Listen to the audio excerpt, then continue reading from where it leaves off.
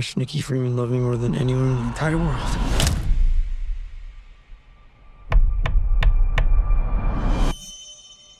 Hello and welcome to Just That Film. My name's Ben. I'm Charlie. And today we're talking about the 2026 movie Obsession.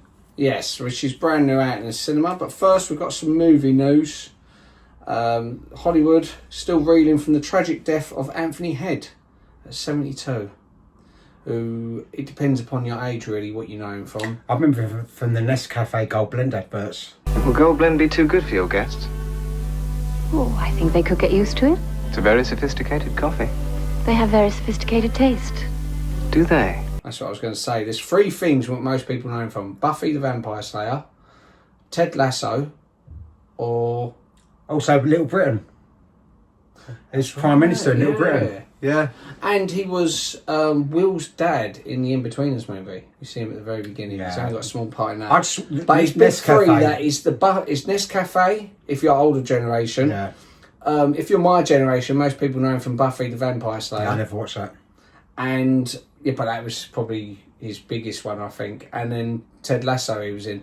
I remember back in, it's got about 2000, I was actually standing behind him in a Starbucks up Tottenham Court Road. Yeah, sad news. Sad news. On other news, Michael Mann's Manhunter is set to return to theatres on its 40th anniversary, now with a new final cut. Have you ever seen Manhunter? No. It's a really good film. I totally forgot about it until I see this news. It's from the 80s. It's the first Hannibal Lecter film. Okay. So, obviously... That's based on... It's part of that franchise. Yeah. Did you ever see Red Dragon? No. Okay, well, Red Dragon was the one with Anthony Hopkins and Edward Norton. It was the first one of that. And it had Brian Cox as Hannibal Lecter. You know, Daphne's dad in Frasier. Yeah. Yeah, he's Hannibal Lecter in this. But it's actually a really good film. It's like more of an 80s... Daphne's dad? Hang on, I'm thinking of Frasier's dad. No, Daphne's dad. Daphne's dad. No, the big guy. Yeah. Oh, yeah, Brian Cox. I know you mean. Yeah, blood. Yeah, go on. At least 10 states are trying to block the Paramount mega deal for Warner Brothers. So basically, you know, for years Disney's been buying up everyone, haven't they? They bought the Jim Henson Company in like the late 80s. Pixar in the 90s. Muppets. Oh yeah, Jim Henson. Yeah. They bought Marvel, and then probably their biggest one was 20th Century Fox. They bought. So it looked like Disney was buying everyone. Well, Paramount decided they want to buy Warner Brothers. Okay. And I think it's probably Disney is putting their, you know, getting these states to object to it. They're saying no because you're monopolising the market. Oh, and Disney ain't. No, exactly. But you know how much this deal is worth? $111 billion. That's more than most countries have in their, you know, it's a ridiculous amount of money. Well, but it's interesting, but I'd rather Disney bought Warner Brothers because then there could be a Marvel DC crossover. Anyway, back onto the film, which this is a suggestion from Michael B. from Howsham, who said, "Hey guys, love the show. I listen every week. Why don't you... Have you seen Obsession? I'd really like to hear your opinion on it." So thanks for writing in, Mike. Yeah, so we did watch Obsession. Yes. Which is nice to actually do, like a quite relevant one. Yes. It's sat in the cinemas at the moment, isn't it? So... Yeah. So, and it's about a young boy who is obsessed, or he fancies this girl, he loves this girl, and he uses this Will-O-Wish where he rips it and he says, I want her to love me more than anyone else in the world. And she does, and she becomes very obsessed with him and starts, you know, being a bit chaotic with it. But, yeah. It's sort of like Freaky Friday, but without... Not so Freaky Friday. Nothing like when Freaky Friday. I wish it's the same thing. It's like they go to this place and it's a fortune cookie or something. So it's like a dark version of Freaky Friday. Yes. What did you think of it? Yeah, it's a good film. It's a very good film. It's very, very violent.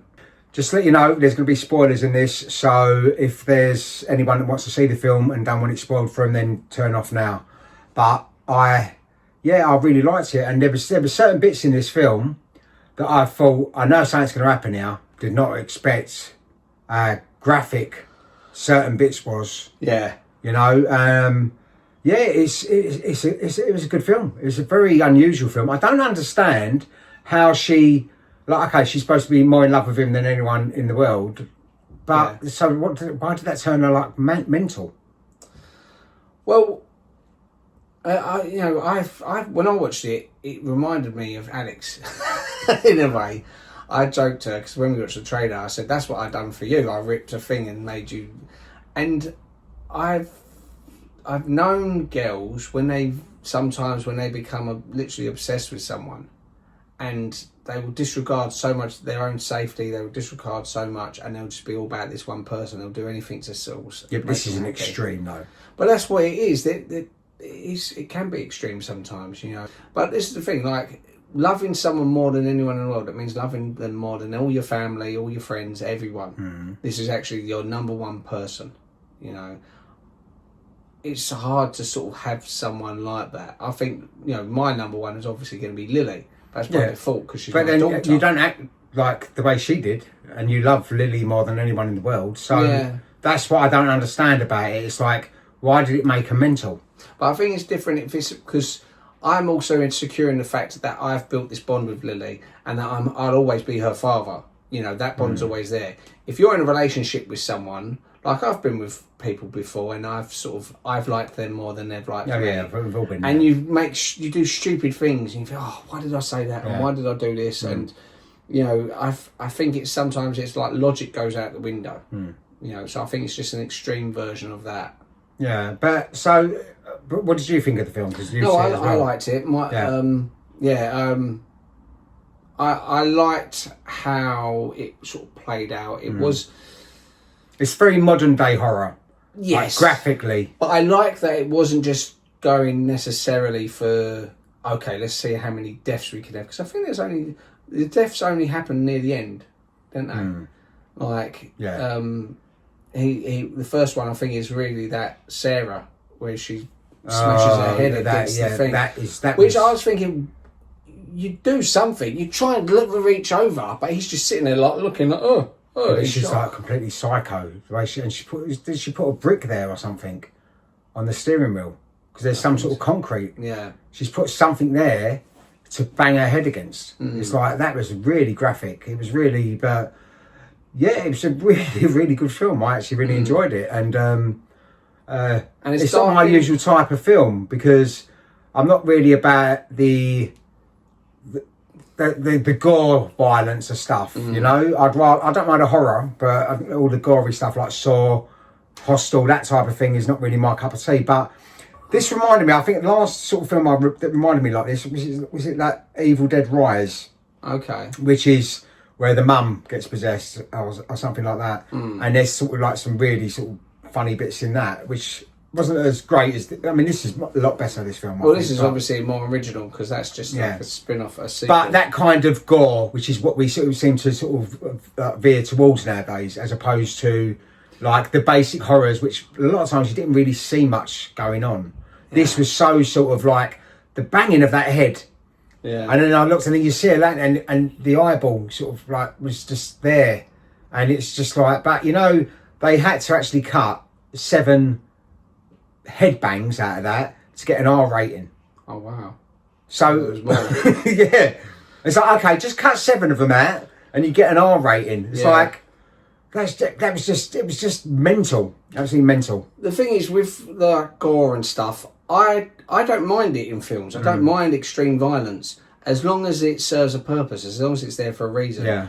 I agree with you. Things like the Hostel and the Saw films where it was just just deliberately try to show torture stuff. I don't like all that. It's that's all it is about. Yeah. There's no real story to it. But also to how to make something look more so realistic, like basically like almost like watching a snuff film. And I don't like all that. No. But this was a good storyline. Yeah. I just didn't understand why she went so mental though. Why to love someone more than anyone in the world would not turn you into that kind of thing. I also don't think it was necessarily her, in a way. I feel sorry for her.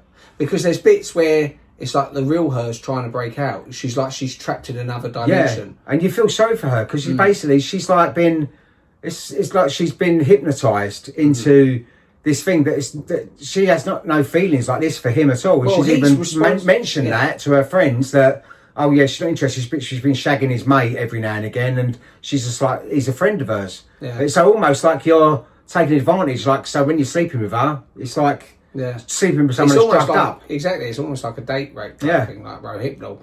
And he's, because of him, he's solely responsible, really, for all Oh, the he deaths. is, completely. All the deaths in it Yeah. is because of him, not because of her, because he's done this to Yeah. her. So really, if he'd been decent, like David in American Wealth in London, should just kill himself. Yeah. Because the second he kills himself, then she'd be out of it. Because also, when she starts acting in all these weird ways, like when she messes herself and she's all these things that she's doing, and Well, the cat thing. the cat feeding the cat, it's like that kind of stuff. How is that loving someone so much? I love you more than anything else. I'm going to actually feed you your dead cat. No, That's what I don't understand. Point, it's like a bit. Yeah, even if it was a girl who I'd had a crush on Yeah, my but whole life, what- I'd say no. Would you do that to make to someone that you love more than anyone in the world? No. That's what I don't understand. I mean, it's brilliant. Don't get me wrong. I love the film, and it's a film at the end of the day. It ain't real life, but certain things I thought. So why is it making her act like that? Was she sort of mentally ill or something in as I said, I real think, life? No, I don't think I think she was normal in real life. I think it was almost like, because when he talks to the people, they know what's going on when he phones the person. So it's almost like that's she's been the director, possessed. by the Like, way. That's oh, is the it director's director? voice. But yeah, I think it's almost like they've taken the real her and she's trapped in another dimension. And sort of like The Exorcist. Because Yeah. when the body's asleep, she's sort of going, "Please kill me," as though like, so she can feel there's something not right going on in her body, and it's taken over her whole personality. And it's really, I mean, you think about it, it's disgusting on his part because he knows that she's not into him. No. He knows it's purely... But then how'd you get out of it? Because it's one of them joke things. You go, oh, I wish for this. You don't expect it to happen, so... Well, that was a little bit frustrating because obviously the first thought, which you probably thought as well, was, well, get another wish. Then it turns out, okay, you can only make one wish. But then you'd go, okay, well, I'll go to my friend and you say...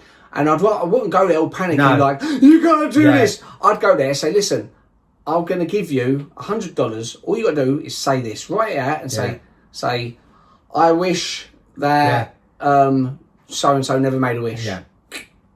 But obviously, for the sake of the film, it's instead of him going... Oh, yeah, of course, that would have been no... That would have been no... And the that would bloke have goes, been I wish for $1 billion. no And decent it all film. starts falling down and stuff. So that's what I'm saying. It's like, I wouldn't have minded that part of it. Yeah. But, it's like they all end up dead. What wish would you make, Ben? A willow wish.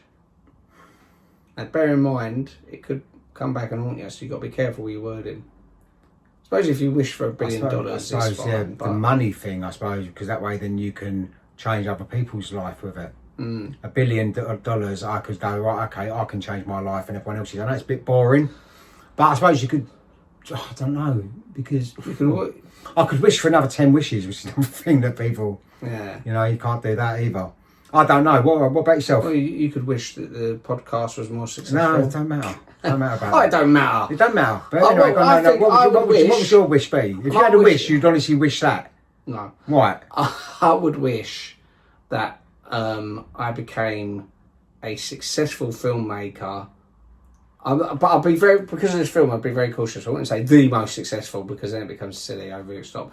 I say a well-respected, critically acclaimed filmmaker who makes a decent amount of money.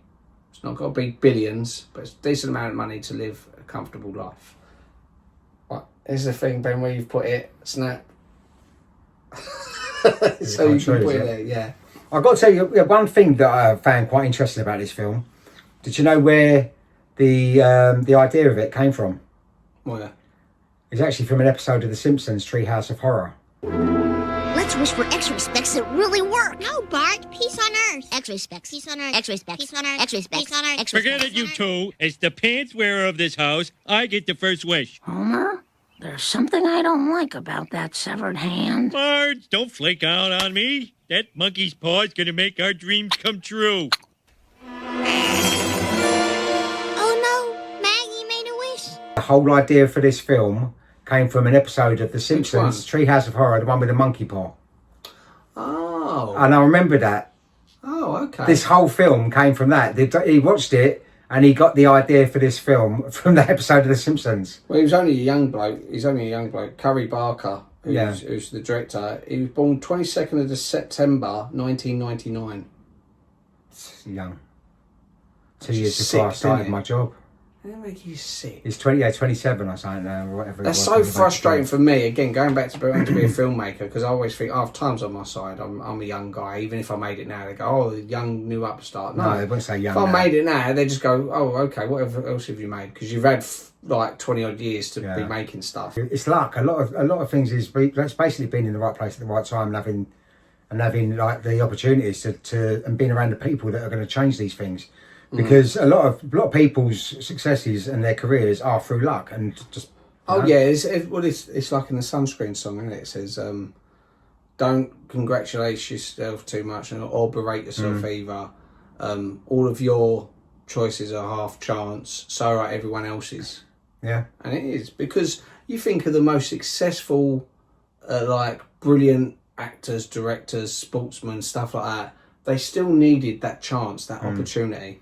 Because listen, there's so many actors like unworking actors out there that are like working in restaurants and bars, and it's like, oh, don't go into this profession. It just takes like there's no difference between that actors, all them hundreds and thousands of actors, millions of actors, between one sort of like this a big name that we know, and like George Clooney. Yeah, it's like there's no difference between him and millions of others like him. It's just having the opportunities and being in the right place, having the right face, and being in the right film or the right TV show at that time. But I also feel that transfers in almost every single profession. Yeah, of course. Because you think I think probably it's like fate. Probably the greatest writers that's ever existed, we've never heard of because they were unsuccessful. No one gave them a chance, and their work died with them. Yeah. Same with like some fantastic musicians. You know, it's just like oh my god, you're so amazing. It's only because you've been brought to our attention. There's millions of other people that we would have just been admiring just as much as you, if not more. And that's like I always think about. There was this this emperor. I can't remember his name. An Italian emperor or something. He was very popular. And he hired someone to walk behind him when he's walking through the crowds because everyone was cheering him, saying, "You're only human, you're only human," saying to him. And I like to think of a similar. If I ever was successful, I'd write something on my wall that said, "You got lucky." Did you know that Barker edited this film himself? Really? Yeah. Yeah. Well, I mean, directors usually have a say in editing. Yeah, and he shot it in 20 days. Oh. So it's a quite quick turnaround. I think he also said something along the lines of that there was certain shots. Why Charlie doing this? No, it reminded me of you a little bit. I think there was something about him going. There were certain shots where he hadn't filmed enough, and it was really hard to then do the edit because there were certain shots that didn't marry up or something, or it didn't do long enough takes on this thing or that. And it just reminded me of that process with you with Horrible Love. Like there's, oh shit, I should have filmed this, should have filmed that. That would have made this so much easier to edit. But in fairness, like my film, I made for 10 grand. Yeah, which is below micro budget. That's like that's hardly that's almost next to nothing. This was shot for under $1 million. Yeah, and was picked up by Focus Features for distribution for 15 million plus after a bidding war. Bidding war! How nice that'd be. Yeah. Did you also know that the ending was changed? Really? It was going to be more like a Romeo Juliet type sort of ending, but when he sort of told friends, family, I think his dad and all that as well, and they said, no, that ending ain't going to work with this film. So that's the reason why the ending was changed to this, which I think it ends really well. And to say spoilers, I just feel so sorry for the girl because now she's now been broken of this wish. And she's now sitting around looking at all the death around her. She's killed 2 people, and she's like, and she's got probably no implicated record. with his, and she'll be arrested for it. Yeah, and she'll be put in a mental asylum, or she'll be killed, no matter whatever state she might be in. Who can she? She's done nothing wrong. Yeah, she's done nothing, and it is like basically drugging someone. So I actually she's the victim in the whole film, and I think that's the reason why the ending wasn't changed. Because it's sort of, that's more of a oh shit, now, like, it's like she's finally sort of woke up. Not her fault at all, but she can't explain that to people. She can't explain that I was under a spell. Like, oh yeah, I bashed her head in like sort of 70 times until her face had caved in. And then shot the other bloke who just become a billionaire. Why would you even bother walking around there? I would just straight away. I thought it was a bit weird. Yeah, So you'd go, I mean, obviously it's all for film. It's all for film, and that's the kind of thing that happens in it films. was right. Yeah, and also the way that she's been acting and how weird she was, you'd want to give her a wide berth. Or that's why I didn't understand as well when she killed that girl. Why didn't he straight away get involved with the police? He should have said straight away. He goes, "No, this is too much for me now." And then basically, yeah, done that, because why then help get rid of the body and become implicated in it? It's okay. It's a movie, so but it's a good movie, and I'm not slagging it down. Because it was fun. It's a fun watch, and obviously it's not going to be like real life. A lot of stuff. Because other things, like when he gets the wish things, and like the bloke in the store obviously knows, and he says, "Yeah, they work," kind of thing. Where he says, "They're over here. You ain't got to be rude." Yeah, but surely someone would have done that and gone, "Oh, I want £1 million," and it would have come out. They would have been telling all their mates. And if someone would have wished for something. Selfish when people get money. But my point is, he could have said, "Okay, I'm going to get this." Hold on, the bloke's made his wish, isn't he?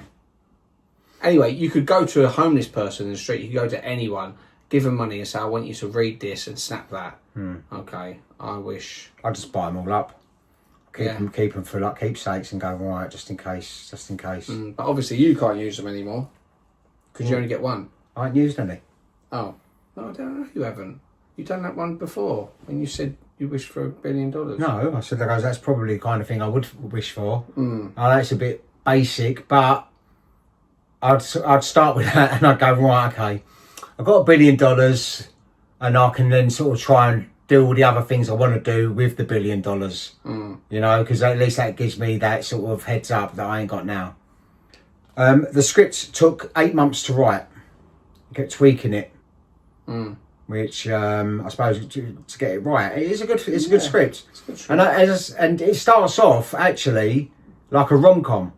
It's like one of them sort of teen rom-coms, like Friday. Yeah, like I want to get the girl, and like, you know, and also the thing is, she's like a normal girl. It ain't like she hates him. Like, she's sort of like, oh god, he gets on my nerves. I thought that was the kind of girl that she was going to be, that she doesn't even acknowledge him, but she's a friend of his. Yeah. So then that also makes it a little bit worse, that the fact that he's done that to her, because you must think, like, everyone around has said she's never been interested in you. And you've never seen no signs of her being interested in you. All of a sudden you make this wish and then she starts acting completely psycho, and you'd feel like I'm taking advantage of her when I'm sleeping with her. It's like, so how can you enjoy that? Because it has that little montage. So I think at first it's like he's not sure. He's thinking, does this work? Does this not work? Or whatever. And she says or does something. I can't remember what it was, but it was like he thought, oh, she said something. Oh yeah, I've always kind of liked you. She says to him. And he's like, oh, okay, maybe it weren't the wish. And it has a little montage of them together being a couple. So obviously they're together for a while. So that's why it's sort of, it's got him into this false sort of hope that it is true love. Yeah, but then when she starts acting out and starts doing like stupid, freaky stuff, yeah, surely you're going to look and go, like, she tapes the door up. And she sort of, what's that when she's got all the, she shit herself at some point? Yeah, when she's waiting for him to come home. It's like you'd go, this ain't for me. Nah, this isn't like, you know, straight away. I don't fancy you. And also feeding him the cat and things like that. Nah, that would be a breaking point for me, because it doesn't matter how much I like someone. If my cat's died and you've dug it up and you've fed me it in a sandwich, I don't understand how that's love. No, I don't. Did they explain that? Did I miss that part? No, maybe it's sort of, you think like it's just, I think they're just taking the most extreme kind of thing where people, you know, like in Family Guy, when what is it? Meg feeds Brian her hair in a pie. Oh, this is good. What's in there? Well, there's some apples and some cinnamon and my hair. What? My hair is in the pie, Brian. And now it's inside of you. Part of me is inside of you, Brian. Do you feel me, Brian? Do you feel me inside of you? Yes. Pie. Yeah. And and also even things like Fatal Attraction, when she cooks his bunny and stuff like that. I think there is, I I mean, blokes too, but like I think when women go love crazy, they go a little bit more extreme. Yeah, they think, this is how can I show that I love him, kind of thing. Oh, we had this joke about him being a food critic, kind of thing. And because she's gone loopy because of this thing, which again, I don't think it's entirely her. I think it's sort of like an alternative version of her. Yeah, it's like love you more than anything in the world, but like psycho kind of love. Yeah. It's like it's like there's an evilness to it. Like these wishes have got like a curse to them. Yeah. It's like out the Simpsons. Paw. Yeah, the monkey paw. Like she takes it too far, but then she starts going, "Oh, I'm sorry, I'm sorry," and she starts freaking out. She stands there like in the corner watching him. Yeah. And then she starts doing it. And you think I think the love would have stopped for me a long time before it does for him. Yeah. There's a bit where she's reading a book and the book's upside down. So she's obviously not reading the book then. Yeah. Or it's to show that she's from a different dimension, kind of thing. Maybe. Oh, is that looking into think, it a bit much? I think it's just maybe. basically she's holding it up as though like that's a.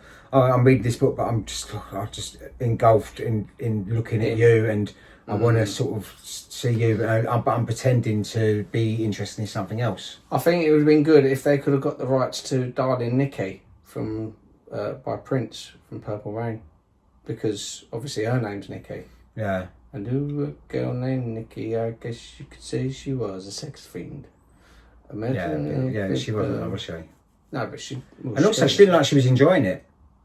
That's what I didn't understand. Weird. It's a bit weird. Like, I thought she'd be like, oh, like really, like because I'm so in love with you. It's like, is that the real girl coming through? It's like, am I being raped kind of thing? Raped, yeah. Yeah.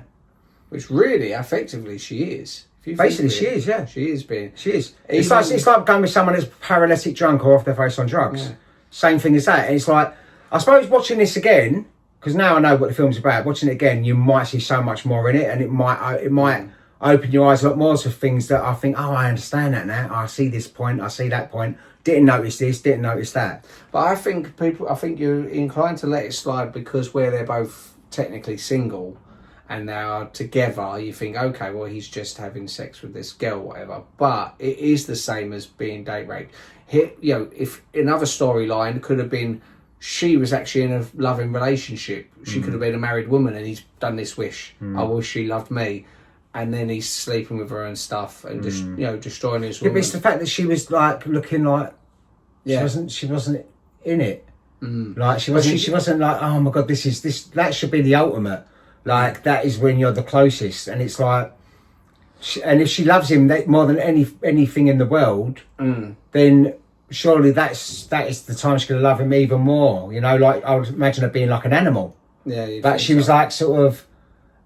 Yeah, that's a strange thing. I'd like to know what the views are on that actually, because she does have these moments where she suddenly breaks out of it, doesn't she? Yeah, she's like, "What's happening? What am I doing? It's like maybe it's her coming through this like demonic possession. It's like being possessed.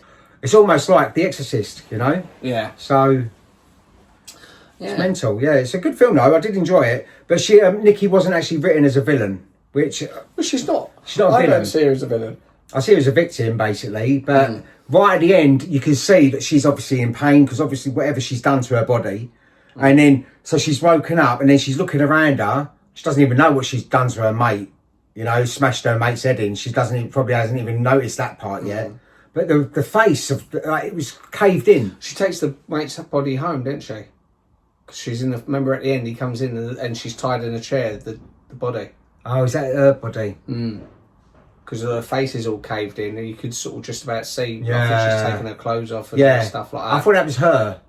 So it's hard to sort of notice. Yeah. But yeah, no, I think it was her mate's. I think that was her mate. So that's it. Once the police come round, they're like, "Well, 3 dead bodies. Forensics show that you've obviously killed her and you've killed him, and this one who's taken a drug overdose. You've probably done something to make him do that. Smashing the door. Yeah, and he's got wounds on him from you, your blood and stuff. Yeah, it's mental. Indy Navarrete got the role. Yeah. Because she could balance vulnerability and genuine menace, like both scary and sympathetic at the same time. But she was like normal, natural girl. Like you can imagine, he fancies her because like she's just like his like one of his mates. and like normal, just like someone he obviously sort of gets on with.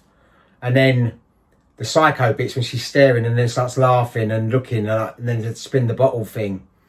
And you look and you think, and then she pushes her friend back, and then she sits there like that and kisses It was like a Jenga thing, wasn't it? And it says kiss the person. Kiss the person to your left, and then it's like they all look, and it's like straight away, it's like that psycho part. I've known girls like that. Really? I have known girls like that. Caroline was a bit like that. Caroline would have been like, imagine like we was having a party round yours, Yeah. and like one of her mates was sitting next to me and said, right, kiss the person to your left. She would have been like, I would have thought, Actually, I've seen relationships like that. Yeah, especially usually like young ones as well, isn't it? Young relationships like that. Yeah, I think you're more passionate when you're younger. You're sort of like, this is the only relationship that has ever mattered on earth. This is, I can't imagine anyone being in love like we are now. And also, you think it's never going to end, or that love that you feel for someone when you're young. And you also think it would never happen again. So Yeah. when it ends, when it does end, Yeah. you're devastated. You think, oh my God, I've just lost the best love that's ever existed on earth. Yeah. And then you get It's- into other relationships and you become a Yeah. little bit more sort of wise to it. You think, actually, you know, it's not so unique. It It's is just- mad how you change. Like, you think there's certain people you think, I would never get over you, I'd never this. It's like, don't even give them a second thought now. No. It means nothing to me. And And if you I think, had the what a option to dodge being bullet. back with them, You wouldn't I'd be take like, it. no, I don't want it. No. It's like, that was of a time. And it shows you how you change, because you actually change every 7 years, didn't you? Yeah. So it's like, me, in my 20s, I wouldn't have nothing to do with.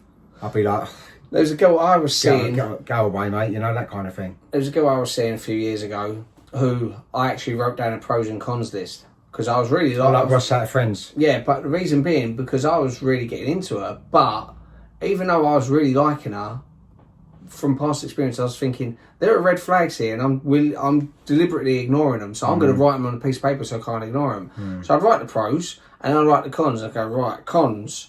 She does this. She likes this kind of person. She chats to other blokes. She blah blah blah. And I was writing them all down, and then I thought, yeah, she's not that great, but it's only because you're in that early stages that you're willing to look over people's faults. Yeah. You ignore the red flags. Yeah.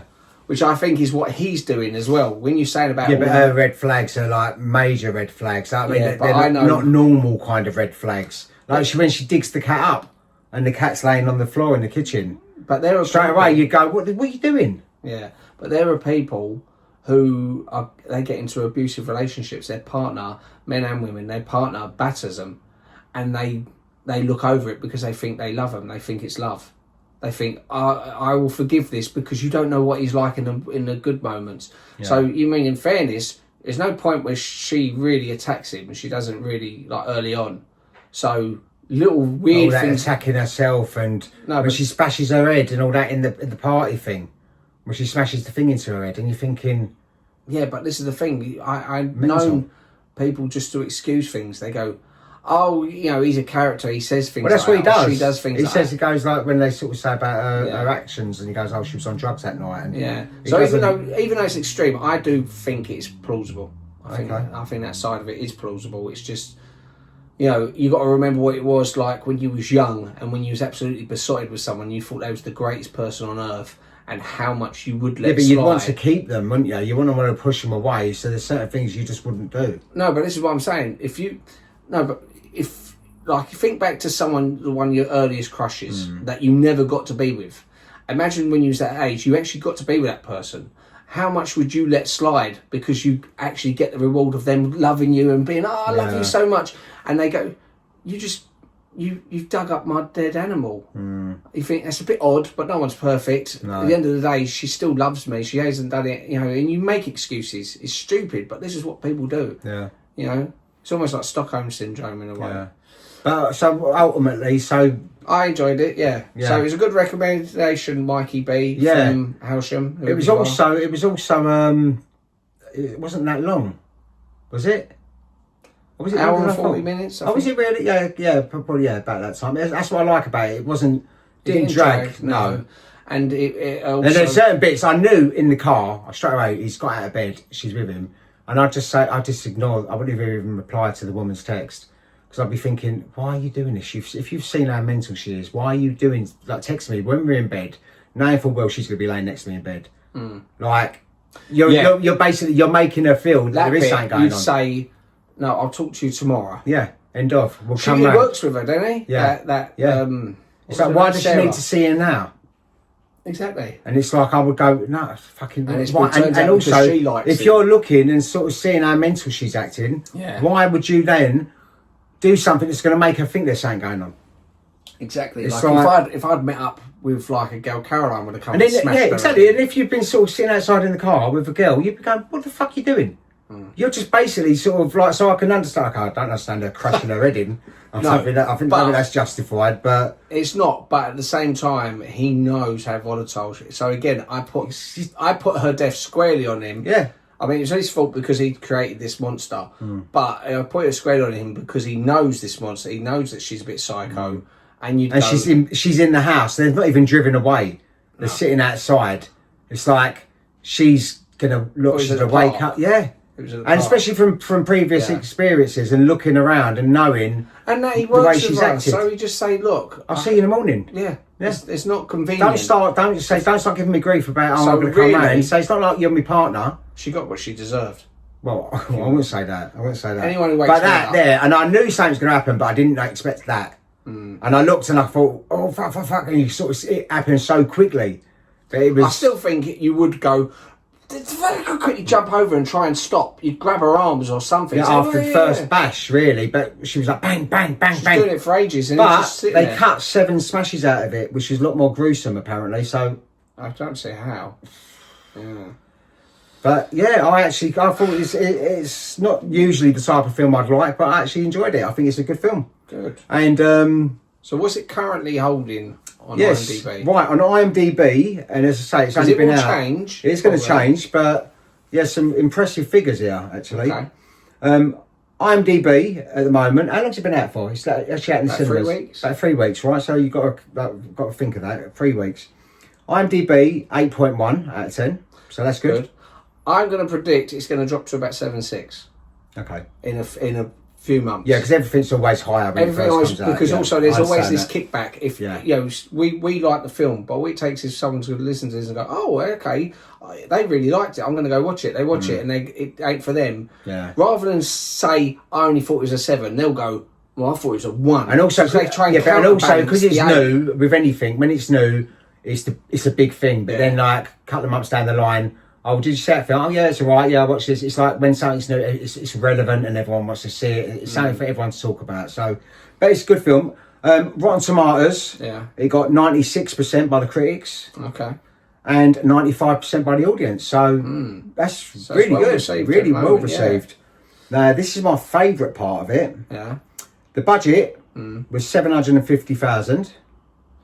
Yeah. And so far, Yeah. it's made 175 million. Wow. That is just, imagine that. Yeah. So why can't you be a director like him? I can. If someone gives me the money, I only need 20 you don't write grand. this, do you? I wrote better than that. You obviously haven't because you haven't made but that money. Yeah, because no one's given... No, you've got to have... How much was the budget? 750,000. You realise what kind of film I could make with 750,000? I could make an amazing film. I just need 20. See, I'll tell you what I think. I think what would be really good, and I think there is still a gap in the market for it. This is a fantastic film. Obviously, it shows by the money it's made. But I still feel that there is a wanting for the old style kind of horror films from like the 70s, 80s. That kind of, without it being too silly, but it's that kind of traditional, simple, not all the effects like Halloween's, like that kind of era. Attention, yeah, where it's like a horror film. And it's something brand new, not the same old thing that they roll out time and time needs again. A gimmick now, doesn't it? But yeah, as I said, I have faith. And don't cost money to do them films. Like, was it Halloween? Didn't cost much. No, but even I think that, it's about £7.50. I think Halloween cost. Yeah. Even with Halloween, the budget that Halloween was back then, that is something I could only dream of. You know, as I said, I made my first film for 10 grand. This film I want to make is only going to cost me 20 grand, but that is a lot of money to me. Where am I going to get that? Maybe you guys can fund me. Email us at justthatfilm. Wait, it's that way, isn't it? justthatfilm@gmail.com if you're interested, and you can be an executive producer. Yeah. Name up in credits. Yeah. But you need to have something that you look. You know what the formula is that is gonna be successful because we've lived it for 40 odd years, watching these films and knowing what works, what doesn't work. You know that there is a gap in the market for, like, even when they do a remake, for example, Halloween, right? They remade the Halloweens. Everyone was so, oh, yeah, it's going to be great, going to be great. No, it was because it was being remade by, you haven't got the same kind of soul and the passion for something as it's all about money now. Like, that's why they made that into 3 films. If they was really serious about that second Halloween, the 3 Halloweens in a row, the recent ones, they should have been one film. It should have been, the script should have been like gone over and over and over. So it's so relevant, so sort of watertight, and a fantastic script, scary moments like you get in Halloween where you're, oh, something's going to happen, something's going to happen. Doesn't have to be all the gore and all the sort of like mass killings. It's like Halloween, you don't see no blood in the original Halloween. No. And it's like that kind of thing. It's so, the thing is, what people don't realise, you realise, and we spoke about this before, is your imagination is a lot worse than what anything you can see on screen. So it's the idea of something happening, and it's like that build up to it. That is the scary thing, and it's so hard to find out because people feel they've got to go so big with something. It's like the suspense, and the score is another massive thing. You need them things to build up, and you need a good storyline and good cast and good characters and something fresh and new, and it's something's out there, and it should be so simple to do because you wouldn't need a lot of money to do it, and we're crying out for that kind of horror, and we ain't got that nowadays. I think you could do a good one if you do like one where it's like you said, make it a simple horror, but do characters like with Family Outing. Yeah. So you have comedy horror. Yeah, but have these but characters... not have it as a comedy, but you have it as like sort of go, oh, it's like American Werewolf in London, it's got humour. Exactly. But I think if you think the humour that's in American Werewolf in London is almost the same as the humour you've got in Family Outing, especially like Ricky's character, who I think is the best character in it. Him in a horror film would be really funny. Yeah. You know, it'd be that comic relief. You wouldn't want to kill him until right near the end. And like when Rachel, he dies, Rachel in Horrible Love exactly would be a good character. So you could take your character in Horrible Love as well. Yeah. You know, Bill. Yeah. Bill would be a great character. So really, but putting them in like them and then Ricky and a couple of others and making up some other characters. Maybe do some others like you can make a really good horror film. Listen, bruv. Yeah. You know, you stick a few characters in it, just really minimal cast. I'm quite good at writing. We both together are good at writing characters because then we write something, and then the other one will add something on that would go, oh my god, yeah, that's a funny line. Yeah. He'd say this. I would. Not, I didn't think of that, and that just works so much better. Yeah. Well, you should do it. You should write one. I know. I keep thinking that. Listen, I don't know. Well, maybe one day. Yeah. But really good film, Obsession. Obviously, I assume you've seen it if you've watched this because otherwise we've spoilt it for you. But yeah, I think it's the ending is very good. As I say, it's better than the Romeo and Juliet ending that he was originally having. Like they obviously like kill each other. It's that kind of thing. Whereas her suddenly about to kill herself, and then obviously that's the moment he dies. She wakes up. Maybe that's what they meant. Maybe she was about to die, and his parents said, "No, you should do it." That she doesn't. That she sort of wakes up because then she is there, like in this bloodbath of a room. Yeah, and it's. I like that you don't then see what happens. No, sort of like, well, you know, because they're going to find. Because also in that house, as you said, there's the body of that girl. So in that house alone, they're going to be like this nutcase. She's killed all these people. Well, most things like this as well, especially with horrors, they probably, with the money they gave them, they probably said, do you think you could do a sequel?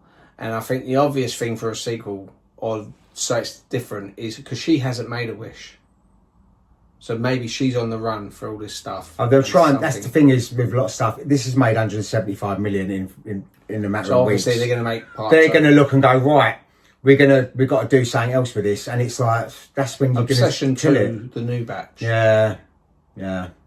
But I enjoyed it, and I take it you enjoyed it as well. So, yes, so please like, subscribe, share, and as I said, if you've got any other suggestions, like Mike's suggestion, then please either put in the comments or you can email us directly. Good suggestion, Mike. Really good. I enjoyed it. And on Friday, we're going back to our normal scheduling with Outrageous Fortune. Yes. Yeah. because we've just butted in with this one. That's why we've chucked This is it a in bonus midweek. one It's a for bonus you. episode. You're welcome. Yeah. Pay it forward. Anyway, have a lovely week, and we will catch up with you with Outrageous Fortune on Friday. See you later. Bye bye. Bye bye. I'm your freaky Nikki.